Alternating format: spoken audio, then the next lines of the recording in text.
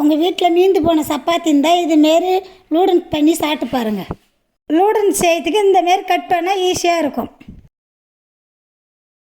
நம்ம வச்சுக்கிற சப்பாத்தி இந்த மேடில் கட் பண்ணி எடுத்து வச்சுக்கலாம்.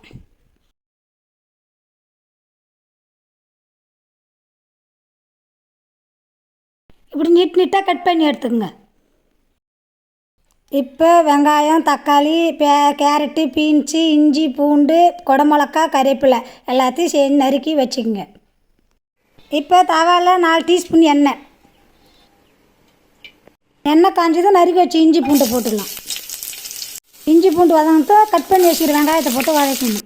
வெங்காயம் வதங்கட்டும். நறுக்கி வச்சுக்கிற தக்காளி போட்டு வதக்கணும்.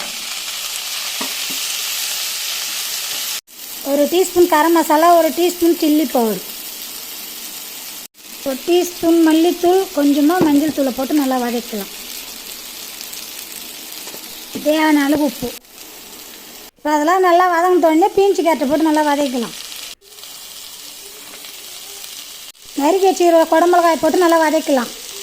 கொஞ்சமாக உப்பு போட்டுக்கலாம். நல்லா வதக்கி விட்டுக்கலாம். வதங்கிட்டு ஒரு 3 நிமிஷம் மூடி போட்டு கொதிக்க வைங்க.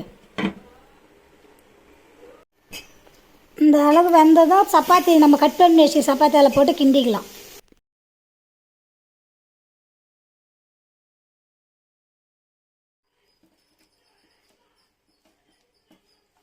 ரெண்டு டீஸ்பூன் சோயா சாஸ் ஊற்றிக்கலாம்.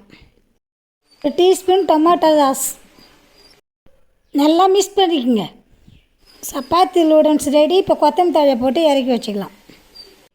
நீங்களும் இதேமாதிரி எப்படி செஞ்சு பார்த்து ஒரு கமெண்ட் பண்ணுங்கள். மறக்காத ஃபாலோ பண்ணுங்கள். அப்படியே ஒரு சைட் பீஸ் தட்டி விடுங்க.